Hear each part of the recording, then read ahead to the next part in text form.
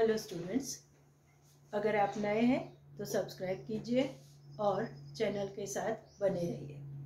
Today we are going to learn about the limitations of accounting. Accounting में क्या limitations है, what we have to be careful.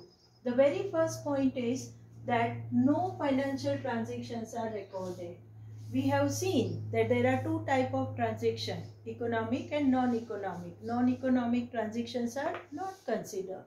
Non-economic transactions means the honesty of an employee, it is have no financial value but so important.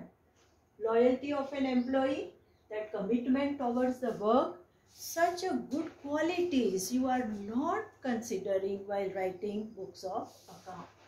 Stable value of money, number 2. Is it ever possible the value of money remains same? It's not possible. But still, accounting considers stable value, that is base. It is not possible. Historical transaction. Here, whatever is the transaction, past transaction, only that to be considered. No changes are allowed. No corrections are allowed. So, it is difficult. Avoidance of a market value. Two values are there, one to be called book value, other to be called market value. We have to consider book value only. It means that book value may be less, but still we continue with that less value and we ignore the market value. Use of an estimates. So many accounting entries we do based on the estimate, like that. Bad debt reserve to be provided as you decide. Discount reserve on data, depreciation, at what rate of depreciation to be charged, you decide. So all these are estimates. There is no particular base for that. Dual standard. Accounting shows the dual standard. How the dual standards are? See that profit and loss account, that is income statement, we do it as per the current price. While the balance sheet, that is what the financial position statement which shows the financial, that we deal with the old price, that is the historical price. Just now I said na, avoidance of market value. At what value you have purchased, you show here in balance sheet that value only. So such a dual standard. P&L you do with one way and balance sheet you do with other way. So these are the major limitations which you need to be careful when you do the accounting, and this is what something wrong. Now the second point we see, that is the qualitative characteristics of accounting. When you write books of account, which qualitative characters should be there, you have to be conscious. The very first, that is the reliability. Your written books of account must be trustworthy. Must be, you can say that, errorless. Whatever you do correct. It should be non-personal opinion. Because I don't like to write like this, so I am not going to do. It's not possible. You have to follow the rules.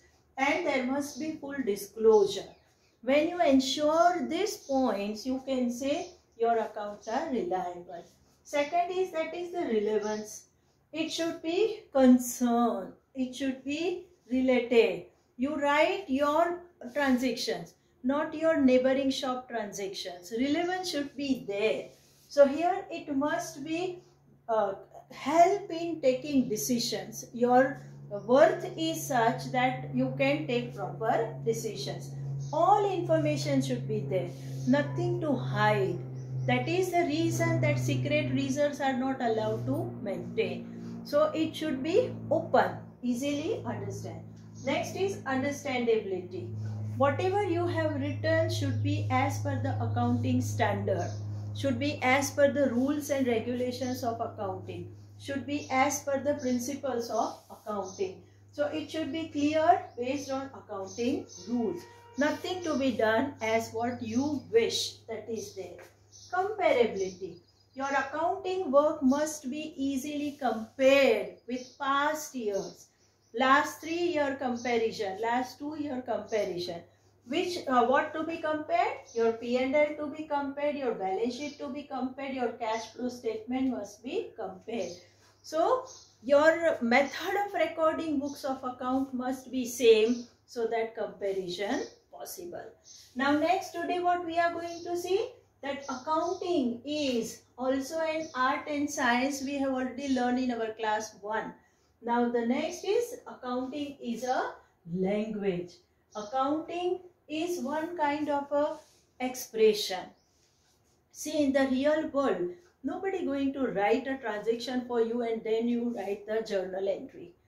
It based on the vouchers and it based on the language which both the party must understand. The person who read the account and person who write the account. There is a communication. The language, account, words and written things are communicating. So it is said to be a language. This question may be for your 1 mark, they may ask. Now next is the users of accounting information. For whom we are doing this much work? Why we are taking so much trouble? Accounting users are, for a sole proprietor, the owner is the main user because he invested, he managed, he is going to get the profit or loss. So all concern for account is only to the owner. In case of a partnership, all the partners are the user of account. All have invested their money. All are working together. All have concern with the monetary gain or loss. While in case of a company, there are so many users. Why? Because the owners and management both are different. The owners, you and I, are the owner of a Reliance Industry shares. It doesn't mean that you can go and check the books of account of Reliance or any day you visit the Reliance Industry. Not possible. Because you are owner but management is different. They will allow you to visit the company only in the annual general meeting 1 day in a whole year. So who are the interested party? They are known as the stakeholders. Who are they? Number 1, the management. The chairperson and the managing directors, they are interested in accounting information.